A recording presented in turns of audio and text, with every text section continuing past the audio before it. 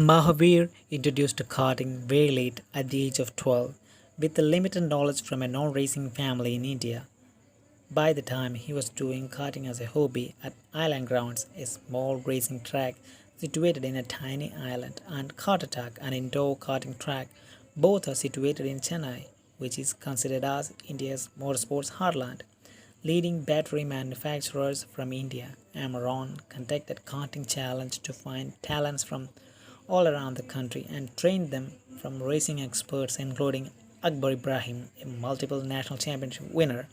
Successful stint in the Amaron Challenge provided a stepping stone in the National Karting Championship in the following year. This was his true test against professional karters who, like him, had made up their mind to carve a career in motorsport.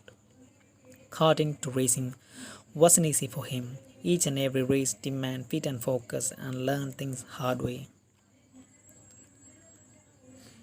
Raghunathan made his Formula Racing debut in 2012 in the four races of the JK Racing Asia Series for the Mako Racing team, which gave him the confidence to switch Formula cars eventually. In 2013, he signed up for the full season of MRF F1600. Against stiff competition in one of India's two premier single-seater series, he performed well to finish a commendable sixth in the championship. The consistent performance in the domestic championship, he tested a Formula BMW car with Team Meritus. After gaining confidence, he raced one round of for the Formula Master China Series in Shanghai International Circuit. Gaining few race experience, this encourages Raghunathan to go for more races in Europe. He had to move to motorsports heartland at an early age.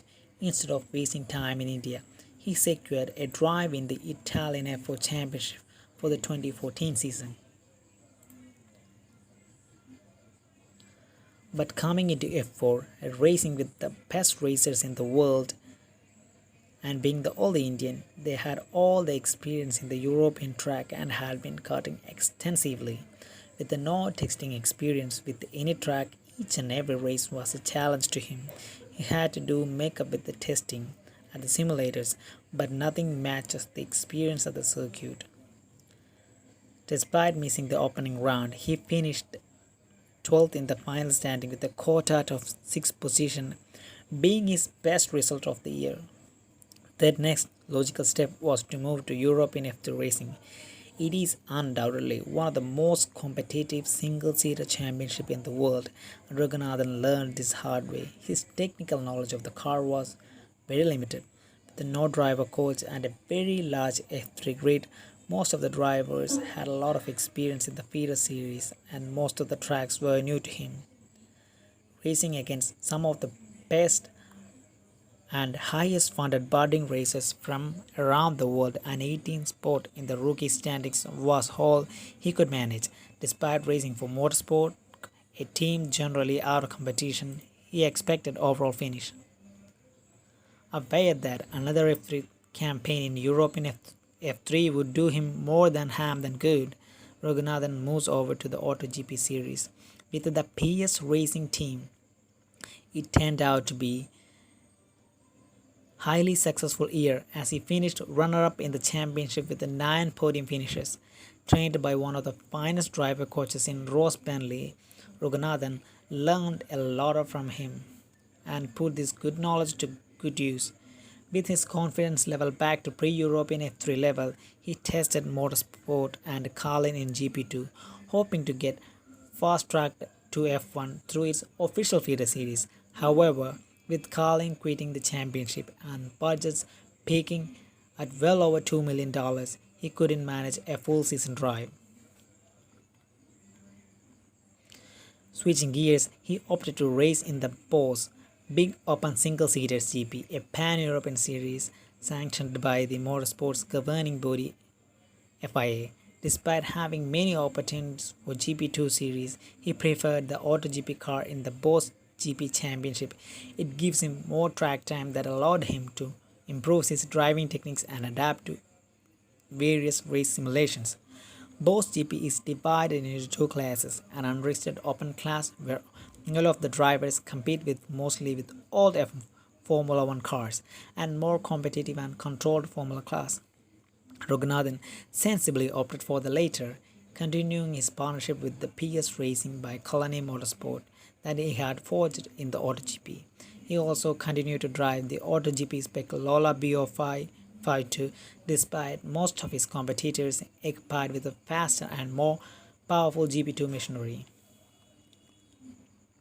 Inferior equipment proved out to be a little deterrent to Raghunathan, as he evident by how consistent his results were from the very beginning of the year. He scored a double podium in the very first round and finishing both the races in third place. He went one better at the next round in Netherlands, scoring a pair of second places results. Two more podiums followed at the France's Paul Ricard circuit, and it was clear by then he would be in contention for the championship. What was missing was a victory, which came at the former F1 track Zolder in Belgium. Not only did Raghunathan manage to win his class, but he also beat competitions with much faster machines from the open category. Following his victory, he finished three of the next four races on the podium. The only miss came to at the second of the two races in Brno in Czech Republic, where he was handed a 13-second penalty for exceeding track limits.